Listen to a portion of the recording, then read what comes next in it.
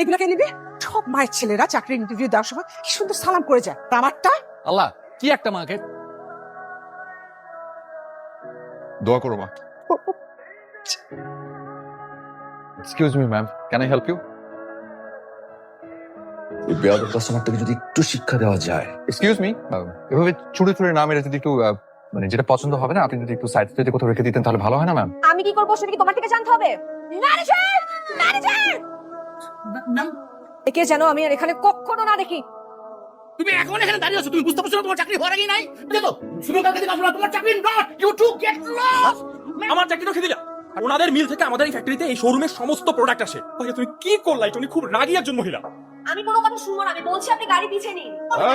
এই এই বেটা কি বলে আপনি এরকম করছেন কেন? আবার কথা কয়, তুই ম্যাডাম রে চিনোস? এক না থামো। পারিব না এই কথাটি বলিও